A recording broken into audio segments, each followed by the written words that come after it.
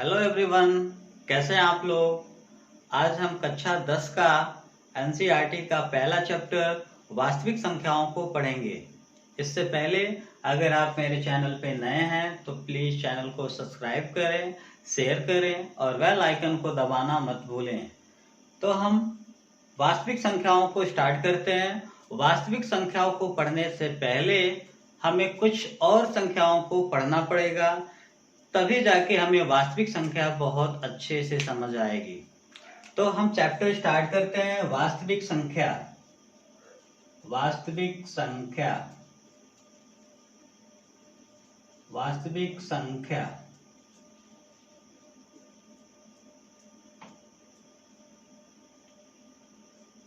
वास्तविक संख्या। वास्तविक संख्या को हम बोलते हैं अंग्रेजी में रियल नंबर। Real number. तो हम इस वास्तविक संख्या में जो पहला नंबर हम पढ़ने वाले हैं, पहला जो संख्या है वो है हमारा प्राकृत संख्या। प्राकृत संख्या, जिसे हम इंग्लिश में नेचुरल नंबर बोलते हैं। Natural number. तो प्राकृतिक संख्या यानी प्राकृत संख्या क्या होती है। हम गिनती तो पढ़ते आ रहे हैं, तो गिनती में जो हम संख्या, जो अंक यूज करते हैं, जो संख्या यूज करते हैं, वही हमारी क्या होती हैं, प्राकृतिक संख्या। क्या होती हैं, प्राकृतिक संख्या। यानी जिन संख्याओं का हम प्रयोग गिनती में करते हैं उन्हें क्या बोलते हैं, प्राकृतिक संख्या। जिन संख्याओं को हम गिनती में प्रयोग करते हैं उन्हें क्या बोलते हैं, प्राकृतिक संख्या। तो गिनती में प्रयोग की जाने वाली संख्या को क्या बोलते हैं, प्राकृत संख्या। और प्राकृत संख्या हमारा कहाँ से स्टार्ट होता है, 1 से। तो 1 2 3 4 5 6 7 8 9 10 ऐसे हम पढ़ते जाएं तो ये सारी संख्याएं हमारी क्या होती हैं, प्राकृत संख्या यानी नेचुरल नंबर। जो दूसरा नंबर होता है उसे हम पूर्ण संख्या। पूर्ण संख्या। पूर्ण संख्या को हम इंग्लिश में होल नंबर बोलते हैं। Whole number. अब पूर्ण संख्या क्या होता है इसे समझ लेते हैं। तो हमने क्या किया था बेटा, गिनती में जो संख्या यूज कर रहे थे, कौन कौन संख्या थे, 1 2 3 4 5 6 यूज कर रहे थे ना। तो जब इस गिनती को हम 0 से पढ़ना स्टार्ट कर दें, 0 से पढ़ना स्टार्ट कर दें, मतलब प्राकृतिक संख्या 1 2 3 4 5 6 से स्टार्ट करते हैं, लेकिन अब हमें कहाँ से स्टार्ट करना है, 0 से, 0 से। तो 0 1 2 3 4 अगर 0 अगर शामिल हो जाएगी तो इन संख्याओं को हम क्या बोलेंगे, पूर्ण संख्या यानी होल नंबर। क्लियर। हाँ, तो पूर्ण संख्या क्या होता है, हमने क्या बताया, प्राकृत संख्या में यानी प्राकृत संख्या से पहले हम क्या लगा लें, 0 को लगा लें, यानी 0 को भी शामिल कर लें। तो प्राकृत संख्या से पहले अगर हम 0 को भी क्या कर लें, शामिल कर लें, तो जो संख्या प्राप्त होती है उसे क्या बोलते हैं, पूर्ण संख्या। यानी उदाहरण ले सकते हैं हम, जैसे हम क्या जानते हैं, प्राकृत संख्या हमारा कहाँ से स्टार्ट होता है, 1 से। तो 1 2 3 4 5 6 डैश डैश डैश, यानी ये हमारे क्या है, प्राकृतिक संख्या। तो अगर ये प्राकृतिक संख्या है तो इस प्राकृतिक संख्या यानी स्टार्ट 1 से हो रहा है, इससे पहले क्या लगा दें हम, 0। तो अब 0 लगा देने से ये क्या हो जाएंगे, हमारे पूर्ण संख्या हो जाएंगे। क्या हो जाएंगे, पूर्ण संख्या। हाँ, लेकिन ये एक आपका प्राकृत संख्या भी है और क्या है, पूर्ण संख्या भी है। हाँ, अगर ये ऐसे अगर 0 लग जा रहा है तो इसलिए हम इसे क्या बोल दे रहे हैं, क्या बोल दे रहे हैं, पूर्ण संख्या। नहीं तो वैसे ये क्या है, प्राकृत संख्या। 1 2 3 4 5 क्या है, प्राकृत संख्या। लेकिन 0 लगा देने से अब ये पूर्ण संख्या भी हो गए, मतलब अब 1 2 3 4 5 6 ये प्राकृतिक संख्या भी है और क्या है, पूर्ण संख्या भी है। क्लियर। अब अगला जो नंबर आता है वो आता है पूर्णांक। थर्ड नंबर जो आता है पूर्णांक। जिसे हम इंटीजर बोलते हैं, इंटीजर। अब पूर्णांक क्या होता है? देखिए, अगर आपको पूर्ण संख्या समझ आ गई तो पूर्ण संख्या आपका किससे बनता है? प्राकृतिक संख्या से। कैसे? जब प्राकृतिक संख्या से पहले क्या लगा देते हैं? शून्य लगा देते हैं, तो वो क्या बन जाता है? पूर्ण संख्या। अब वैसे ही अब पूर्ण संख्या में बेटा, पूर्ण संख्या आपने पढ़ लिया 0 1 2 3 4 5 6, ये क्या हमारे पूर्ण संख्या है। तो अब इस पूर्ण संख्या में, यानी पूर्ण संख्या से पहले क्या लगा दें? ऋणात्मक प्राकृतिक संख्या को शामिल कर दें।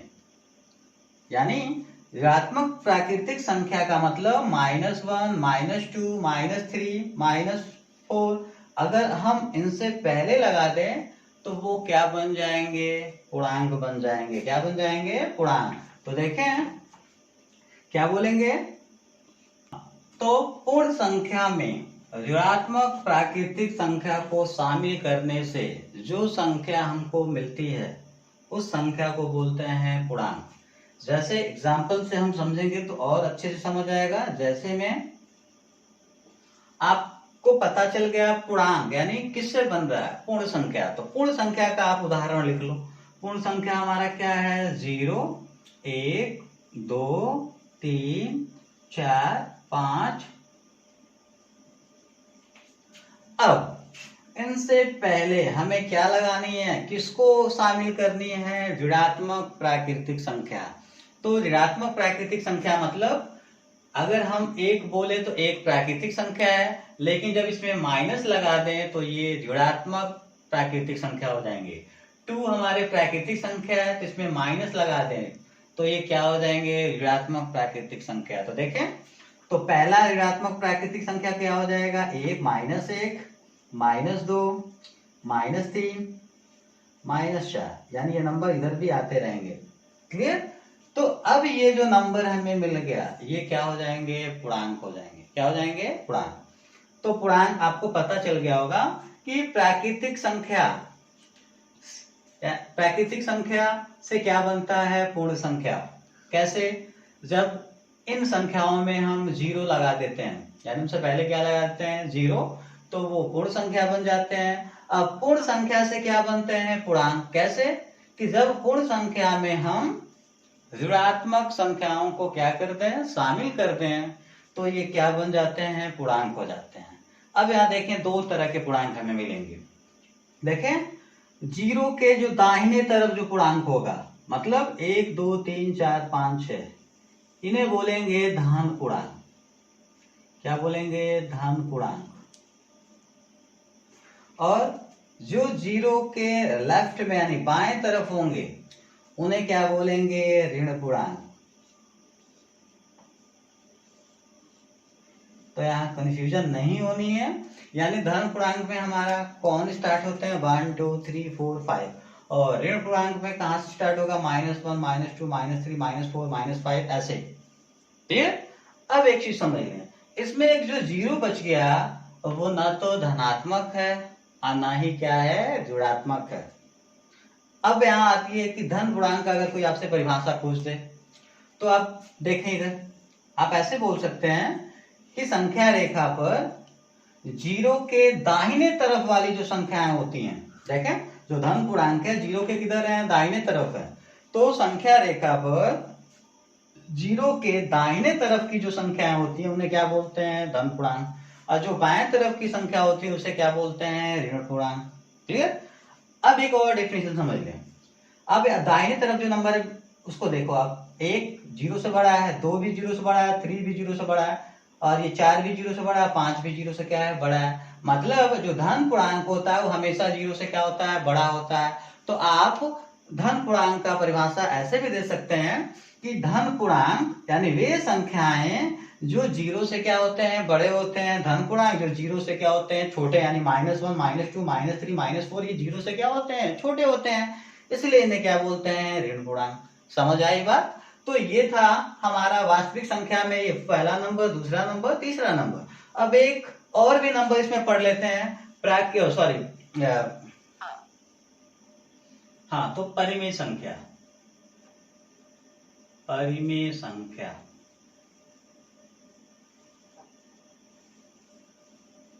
परिमेय संख्या क्या होता है इसे समझ लेते हैं। परिमेय संख्या को हम अंग्रेजी में रेशनल नंबर बोलते हैं। Rational number, rational number.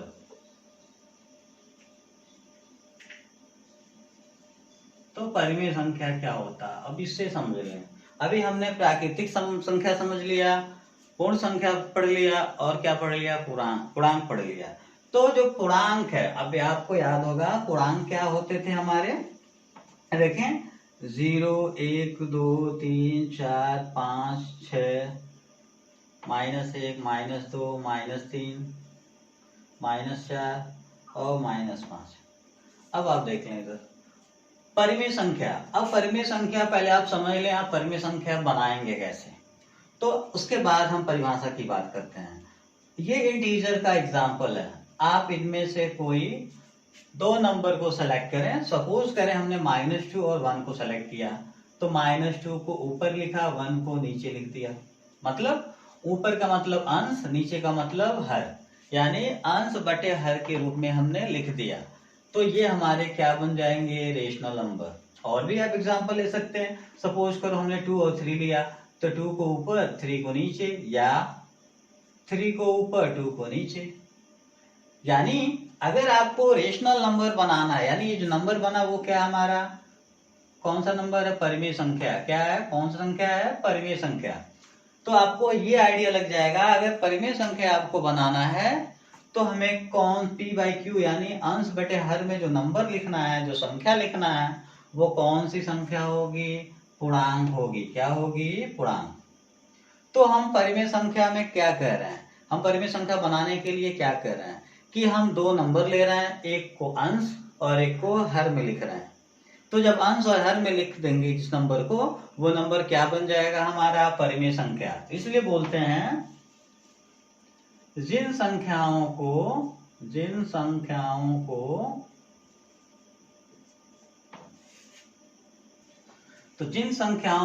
p/q या अंश बटा हर, अंश बटा हर का मतलब एक नंबर को ऊपर एक नंबर को नीचे लिख सकते हैं, उन्हें क्या बोलते हैं, परिमेय संख्या कहते हैं। क्या कहते हैं, परिमेय संख्या।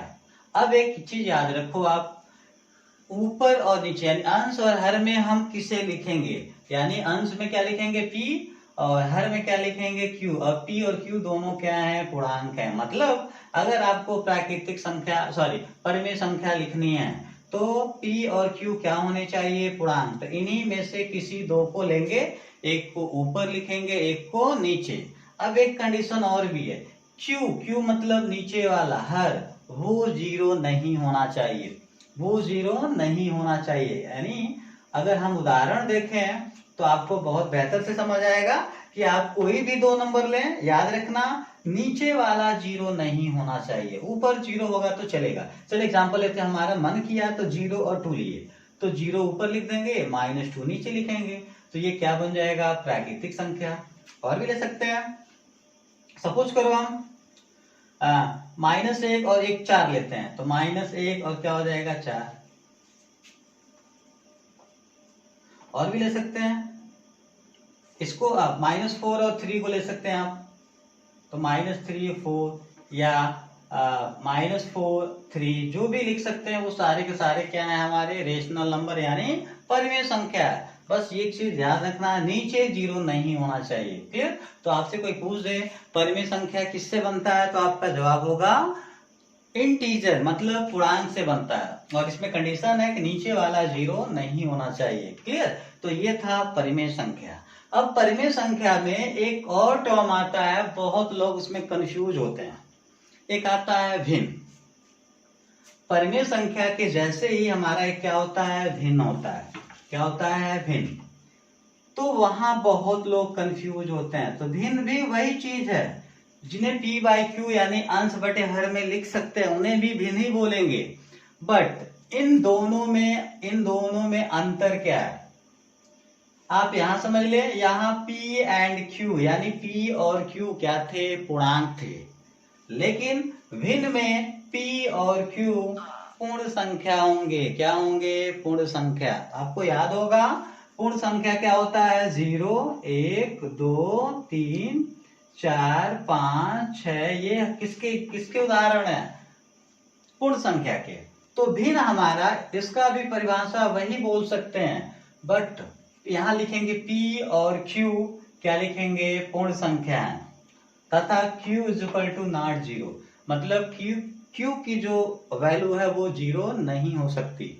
तो अब देखें, तो अगर हमें भिन्न लिखना होगा तो ये यहाँ भी यही ध्यान रखना है कि P और P बाई Q, यानी एक ऊपर और एक नीचे। लेकिन यहाँ कौन सा नंबर लेना है, होल नंबर, मतलब हमें कौन सा लेना है, पूर्ण संख्या। और परिमेय संख्या में क्या लेते हैं, पूर्णांक लेते हैं। इसका मतलब अगर हमें भिन्न लिखना हो तो कोई भी ले सकते हैं। सपोज करो हम 1 और 2 को लिए तो 1 को ऊपर 2 को नीचे, या 2 को ऊपर 1 को नीचे। और भी ले सकते हैं, 3 और 4 लेते हैं तो 3/4 या 4/3।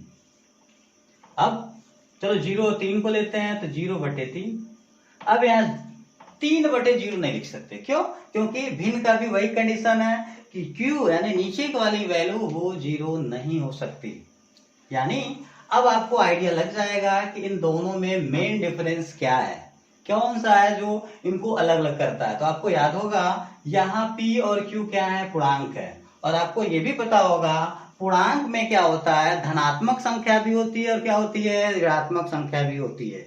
लेकिन भिन्न किससे बनता है, पूर्ण संख्या में और पूर्ण संख्या से। और पूर्ण संख्या में सारे के सारे क्या होते हैं, धनात्मक होते हैं। क्या होते हैं, धनात्मक। इसका मतलब परिमेय संख्या धनात्मक भी हो सकता है, ऋणात्मक संख्या भी हो सकता है, लेकिन भिन्न हमेशा क्या होगा, धनात्मक होगा। क्यों धनात्मक होगा, क्योंकि भिन्न किससे बनता है, पूर्ण संख्या से बनता है। किससे बनता है, पूर्ण संख्या से। और परिमेय संख्या किससे बनता है, पूर्णांक से। तो परिमेय संख्या पूर्णांक से बनता है, इसीलिए वो ऋणात्मक भी हो सकता है, धनात्मक भी हो सकता है। लेकिन भिन्न हमेशा किससे बनता है, पूर्ण संख्या से। और पूर्ण संख्या हमेशा धनात्मक होता है, इसलिए हम बोलते हैं कि भिन्न सदैव क्या होते हैं, धनात्मक होते हैं। अगला जो नंबर है अपरिमेय संख्या। अब बात करते हैं अपरिमेय संख्या। अपरिमेय संख्या क्या होता है, ठीक परिमेय संख्या का उल्टा। परिमेय संख्या में जिन संख्याओं को P/Q के रूप में लिख सकते हैं उन्हें परिमेय संख्या, और यहाँ जिन संख्याओं को P/Q के रूप में नहीं लिख सकते हैं उन्हें क्या बोलते हैं, अपरिमेय संख्या। क्लियर? हाँ, अपरिमेय संख्या जिन संख्याओं को P/Q या अंश बटे हर के रूप में नहीं लिख सकते उन्हें क्या बोलते हैं, अपरिमेय संख्या। और यहाँ भी कंडीशन समझ लें, जहां P और Q पूर्णांक हैं। क्या है, पूर्णांक। यानी यहाँ पर भी P और Q क्या होंगे, पूर्णांक हैं, तथा यहाँ भी जो Q की वैल्यू है वो 0 के इक्वल नहीं हो सकती है। क्लियर? तो अब यहाँ देख लें, अब इसका उदाहरण क्या होगा, इसे बच्चे समझ नहीं पाते हैं और मैं कोशिश करता हूं कि अपरिमेय संख्या आपको बहुत अच्छे से समझ आएगी। हम क्यों बोलते हैं कि अपरिमेय संख्या को हम P/Q के रूप में नहीं लिख सकते हैं, इसके पीछे रीजन है। पहले हम एग्जाम्पल लिख दें तब मैं आपको समझाता हूं। अपरिमेय संख्या का जो एग्जाम्पल है, जितने भी रूट वाले यानी करणी में जो नंबर होते हैं वो रूट से बाहर नहीं निकल पाते हैं, वे सारे नंबर हमारे क्या होते हैं, अपरिमेय संख्या। जैसे करणी में 2 लिख दें, करणी में 3 लिख दें, करणी में 4 नहीं लिख सकते।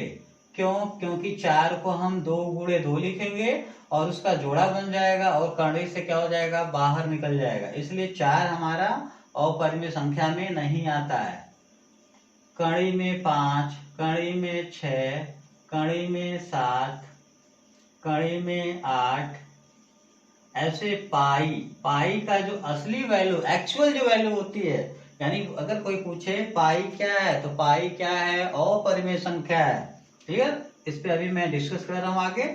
अब देख लें, ये जितने भी नंबर जो रूट से बाहर नहीं निकल पाते हैं, कड़ी से बाहर नहीं निकल पाते, उन्हें क्या बोलते हैं, अपरिमेय संख्या। अपरिमेय संख्या एग्जांपल, कड़ी में 2, कड़ी में 3, 5, 6, कड़ी में 7, कड़ी में 8, पाई। यानी ये यहाँ तक तो आपको दिख रहा होगा, ये रूट से बाहर नहीं निकल सकते, इसलिए क्या है, अपरिमेय संख्या। अब पाई क्यों अपरिमेय संख्या है, तो पाई का जो मान होता है वो, यानी इसका जो दशमलव का जो मान होगा उसमें जो डिजिट होते हैं यानी जो अंक होते हैं वो कभी भी समाप्त नहीं होते हैं और कोई रिपीट भी नहीं करता। क्लियर? जब हम दशमलव का प्रसार पढ़ेंगे तब वहां आपको बढ़िया से समझ आएगा कि पाई क्यों अपरिमेय संख्या है। उसके पीछे रीजन है, पाई का जो दशमलव प्रसार होता है उसमें जो अंक होते हैं वो कभी समाप्त नहीं होते हैं और कोई भी अंक रिपीट भी नहीं होते हैं, इसलिए इस पाई को हम अपरिमेय संख्या कहते हैं। क्लियर? बट इन्हें क्यों अपरिमेय संख्या कहते हैं? क्योंकि रूट से बाहर निकलेंगे नहीं, इसलिए ये हमारे क्या है, अपरिमेय संख्या। तो अपरिमेय संख्या का परिभाषा क्या है? इनको हम पी बाई क्यू के रूप में नहीं लिख सकते हैं। क्यों इसे पी बाई क्यू के रूप में नहीं लिख सकते हैं? अब मैं आपको बताता हूं।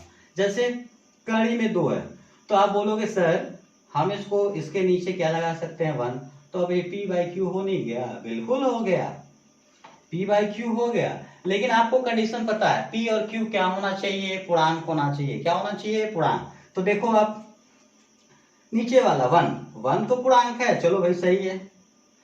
लेकिन कड़ी में 2 वो आपका पूर्णांक नहीं है। हाँ, अगर ये कड़ी नहीं होता तब ये पूर्णांक होता, तब इसे हम बोल सकते थे ये परिमेय संख्या है। लेकिन यहाँ कड़ी लगा हुआ है, इसका मतलब ये हुआ कि इसका जो मान होगा वो दशमलव में आएगा। मतलब अगर इसका वर्गमूल निकालेंगे तो इसका जो मान होता है कड़ी में 2 1.414 होता है। अब देखो आप, अगर हम यहाँ पुट करें कड़ी में 2 का मान, कड़ी में 2 का मान कितना है? 1.414। अब इसके नीचे क्या आ जाएगा? 1। अब देखो नीचे वाला तो पूर्णांक है लेकिन दशमलव वाले कभी भी पूर्णांक नहीं होते हैं, इसलिए बोलते हैं कि अपरिमेय संख्या को पी बाई क्यू के रूप में नहीं लिख सकते हैं। क्लियर? वैसे ही कड़ी में 3 को करोगे तो कड़ी में 3/1 लिख सकते हैं, तो आप वहां भी सोचोगे ये पी बाई क्यू के रूप में हो गया, लेकिन ऐसा नहीं है क्योंकि पी बाई क्यू का जो वैल्यू होना चाहिए वो क्या होना चाहिए? पूर्णांक होना चाहिए। लेकिन कड़ी में 3 का जो मान होगा वो दशमलव में आएगा और दशमलव वाला कभी भी पूर्णांक नहीं होता। यानी ऊपर नीचे दोनों पूर्णांक होंगे तभी वो परिमेय संख्या होगा, अदरवाइज वो परिमेय संख्या नहीं होगा। एक एग्जांपल और समझ लें। एक और एग्जांपल होता है 22/7। आप सोचोगे सर ये भी तो पाई की वैल्यू है। बिल्कुल है, ये जो वैल्यू है लगभग में लिया गया है। यहाँ देखें ऊपर क्या है? पूर्णांक है। 22 क्या है? पूर्णांक है। 7 भी क्या है? पूर्णांक है। तो 22/7 हमारा परिमेय संख्या है। क्या है? ये परिमेय संख्या है। लेकिन पाई जो है वो क्या है? हमारा अपरिमेय संख्या है। पेपर में ये बहुत ज्यादा पूछता है और बच्चे कंफ्यूज होते हैं, तो इस पॉइंट को आप अच्छे से समझ लेंगे। हाँ, अब आपने क्या पढ़ लिया? प्राकृत संख्या, पूर्ण संख्या, पूर्णांक, परिमेय संख्या और अपरिमेय संख्या पढ़ लिया। तो ये सारे जो परिमेय संख्या हैं एक फैमिली में आते हैं। ये सारे के सारे एक सिंगल फैमिली में आते हैं। उस फैमिली को बोलते हैं वास्तविक संख्या। क्या बोलते हैं? वास्तविक संख्या। यानी वास्तविक संख्या एक फैमिली है, एक परिवार का नाम है और उस परिवार में ये सारे संख्याएं पाई जाती हैं या ये संख्याएं होती हैं। इसका मतलब अगर कोई पूछ दे प्राकृत संख्या को हम वास्तविक संख्या बोल सकते हैं, बिल्कुल बोल सकते हैं। पूर्ण संख्या को वास्तविक संख्या बोल सकते हैं, बिल्कुल बोल सकते हैं। पूर्णांक को भी वास्तविक संख्या बोलेंगे, परिमेय संख्या को भी वास्तविक संख्या बोलेंगे और अपरिमेय संख्या को भी क्या बोलेंगे? प्राकृत वास्तविक संख्या बोलेंगे। यानी जितने भी नंबर होते हैं वो सारे के सारे क्या होते हैं? हमारे वास्तविक संख्या। लेकिन अब बात आती है सब जब सारे के सारे वास्तविक संख्या होते हैं तो कौन वास्तविक संख्या नहीं होता है? तो वो समझ लें। अगर कोई नंबर रूट में निगेटिव है मतलब ऋणात्मक है तब ये वास्तविक नहीं होगा, वास्तविक नहीं होगा। एक चीज याद रखेंगे, कोई भी नंबर अगर रूट वाला नंबर रूट में माइनस है तो वो वास्तविक संख्या नहीं होता है। क्लियर? तो वो ये जो टॉपिक है ये हम 11th में जाएंगे तो वहां समझेंगे सम्मिश्र संख्या, तब वो आपको क्लियर होगा। फिलहाल आप समझ लें जितने भी नंबर होते हैं, जितने भी संख्याएं होती हैं वो सभी के सभी क्या होती हैं? वास्तविक संख्याएं होती हैं। क्लियर? तो वास्तविक संख्या में प्राकृत ये सब के सब वास्तविक संख्या में ही आते हैं। यानी वास्तविक संख्या हमारा एक क्या है? फैमिली है। अब एक चीज समझ लो, इसका परिभाषा हम कैसे देंगे? तो वास्तविक संख्या का परिभाषा देने के लिए, परिभाषित करने के लिए हम सिर्फ 2 नंबर का यूज करेंगे, एक परिमेय और एक अपरिमेय। क्यों परिमेय? देखें बेटा, प्राकृत, पूर्ण और पूर्णांक इन सबको हम p बाई क्यू में कन्वर्ट कर सकते हैं। इसलिए ये सारे के सारे परिमेय संख्या हो जाएंगे। क्या हो जाएंगे? परिमेय संख्या। और एक अपरिमेय संख्या हुआ जिसे हम p बाई क्यू में चेंज नहीं कर सकते हैं। देखें, ये p बाई क्यू में, ये भी p बाई क्यू में, ये भी p बाई क्यू में, ये परिमेय संख्या है तो p बाई क्यू में होगा ही होगा। तो ये सारे के सारे किस में आएंगे? परिमेय संख्या। तो हम ये बोल सकते हैं कि परिमेय संख्या और अपरिमेय संख्या जो होता है वो हमारा क्या होता है? वास्तविक संख्या। क्लियर? तो अब हम समझ लें कि वास्तविक संख्या क्या होता है। यानी परिमेय संख्या और अपरिमेय संख्या के मिलने से जो संख्या मिलती है उसे हम क्या बोलते हैं? वास्तविक संख्या। क्या बोलेंगे? वास्तविक। यानी वास्तविक संख्या बनानी हो तो परिमेय और अपरिमेय को क्या करना पड़ेगा? कॉम्बिनेशन करना, उनके कॉम्बिनेशन को लेना पड़ेगा, तब वो किस में चेंज हो जाएंगे? वास्तविक संख्याओं में। क्लियर? तो वास्तविक संख्या क्या होता है? परिमेय तथा अपरिमेय संख्या के संयोजन से जो संख्या मिलती है उसे क्या बोलते हैं? वास्तविक संख्या। तो हम क्या लिख सकते हैं? तो इसका उदाहरण दे सकते हैं, परिमेय तथा अपरिमेय के संयोजन यानी कॉम्बिनेशन से जो संख्या प्राप्त होती है, कॉम्बिनेशन से जो संख्या प्राप्त होती है, या परिमेय तथा अपरिमेय के संयोजन से जो प्राप्त होती जो संख्या। हाँ, तो वास्तविक संख्या क्या बोलेंगे? परिमेय तथा अपरिमेय के संयोजन से जो संख्या प्राप्त होती है उसे क्या बोलते हैं? वास्तविक संख्या। जैसे अगर हम लिखते हैं 1 तो ये वास्तविक संख्या है। 2/3 ये क्या है? हमारा वास्तविक संख्या है। 5 + √3 ये क्या है? वास्तविक संख्या है। 9 - 6√2 ये क्या है? वास्तविक संख्या है। यानी पाई लिखें तो पाई, यानी आप तो जानते हैं पाई हमारा क्या है? वास्तविक संख्या ही आएगा। क्यों? क्योंकि पाई का जो वैल्यू होता है वो हमारा क्या होता है? अपरिमेय। और अपरिमेय भी हमारा, चलो आप इसको हटाना चाहो तो हटा सकते हो। तो पाई का एग्जाम्पल कौन कौन से हो सकते हैं? ये सारे, और भी बहुत सारे हो सकते हैं, आप उसको लिख सकते हैं। क्लियर? तो वास्तविक संख्या क्या होंगी? परिमेय तथा अपरिमेय के संयोजन से जो संख्या प्राप्त होती है उसे क्या बोलते हैं? वास्तविक संख्या। एक चीज याद रखेंगे, प्राकृत संख्या भी वास्तविक संख्या है, पूर्ण संख्या भी वास्तविक संख्या है, पूर्णांक भी हमारा वास्तविक संख्या है, परिमेय संख्या भी हमारा वास्तविक संख्या है, और अपरिमेय भी हमारा क्या है? वास्तविक संख्या। तो ये जनरली अभी हम नंबर्स के बारे में पढ़े हैं, लेकिन मेन जो हमारा टॉपिक है वो है यूक्लिड विभाजन प्रमेयिका, उसको हम पढ़ने वाले हैं। हाँ, तो यूक्लिड विभाजन प्रमेयिका यानी जिसे अंग्रेजी में बोलते हैं यूक्लिड डिवीजन लेमा, इसका मतलब क्या होता है उसको समझने से पहले इसमें एक टॉपिक है प्रमेयिका यानी लेमा। लेमा का मतलब समझ लेते हैं। लेमा यानी प्रमेयिका। प्रमेयिका का मतलब क्या होता है? लेमा। तो इसका मतलब समझ लें, लेमा यानी प्रमेयिका एक सिद्ध किया गया कथन होता है, यानी पहले से सिद्ध किया गया कथन होता है जिसका यूज हम किसी अन्य कथन मतलब हम ये भी बोल सकते हैं किसी परिमेय को प्रूफ करने में भी करते हैं। तो आपको याद रखना है, प्रमेयिका का मतलब एक ऐसा सिद्ध किया हुआ कथन जिसका यूज हम किसी अन्य कथन को प्रूफ करने में करते हैं, उसे क्या बोलते हैं? प्रमेयिका। यानी प्रमेयिका,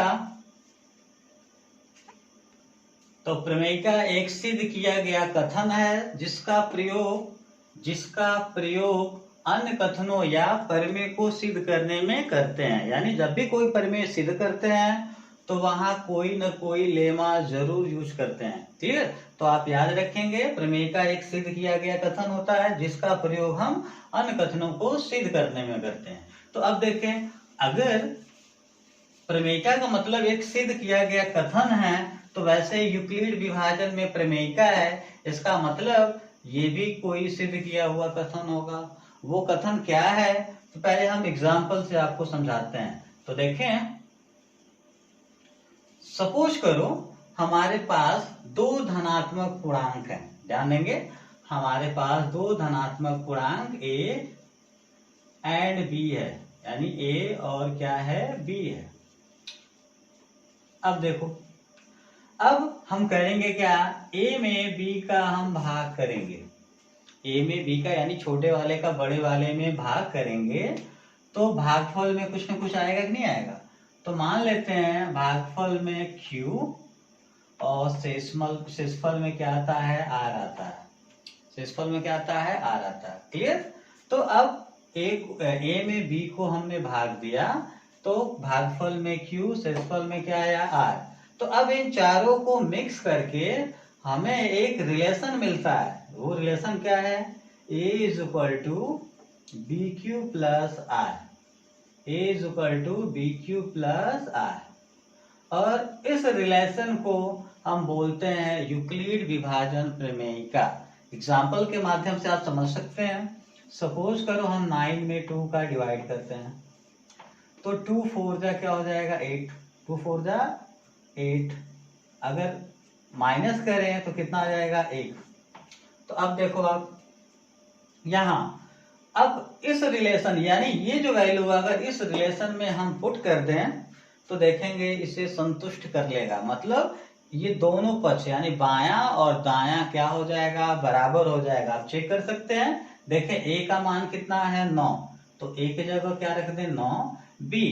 B का मान क्या है यहाँ पे, 2 गुणे Q का मान क्या है, 4 प्लस R का मान कितना है, 1। सॉल्व करें, 2 चौको 8 धन 1 यानी 9 बराबर 8, 1 क्या हो गया, 9 आ गया। मतलब अगर हम डिवीजन का प्रोसेस यानी भाग करने का प्रोसेस प्रक्रिया कर रहे हैं तो हमारा भागफल और शेषफल जो आएगा और भाजक जो भाज्य होगा, इस रिलेशन में उसकी वैल्यू को रखें तो उसका बायां और दायां हमेशा क्या आता है, बराबर आता है।